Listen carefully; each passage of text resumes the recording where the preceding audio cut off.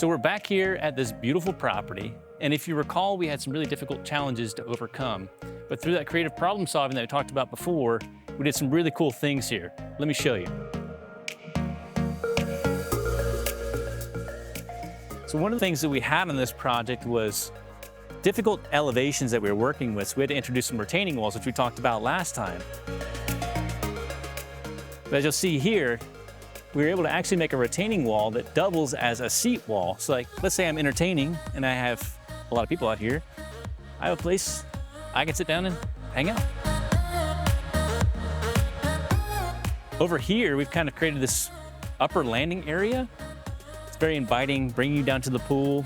We've got this staircase as well leading off that top landing. And if you look closely, you can see we've actually got some low voltage landscape lighting worked into those so that this becomes a truly multi-use space, so I can use it during the day and again at nighttime.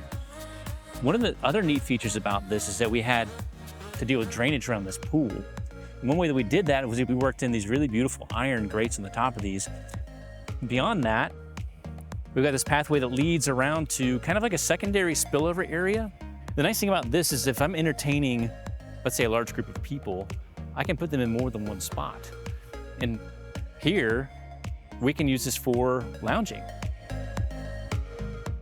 But more importantly, if you kind of follow the shape of the patio here, when we first started this project, we had existing trees and foliage that we were trying to work around without having to remove. And the nice thing about the way that this was designed is that the patio has actually allowed us to retain these beautiful trees that we started with. So we have a crepe myrtle over here. We've also got this beautiful Japanese maple here, both of which are looped into the landscape lighting as well. So at night, the light system kicks on, it lights these trees, and it actually gives a really nice depth to the space, rather than focusing all of our attention with the lighting on the main patio itself. Beyond that, we've got this walkway that ties everything together. So it's a full 360 that we can make around the pool. And then more importantly, from a standpoint of safety, we've got this step down here. Originally, we were designing this pool. We had a really difficult time with this slope. We were able to make it such that with the use of retaining walls, we've got just a very minor step off down here, which allows us to maintain some beautiful lawn space in here as well. Beyond that, we've got this really beautiful row of trees in here, which over time should provide a nice bit of privacy out here.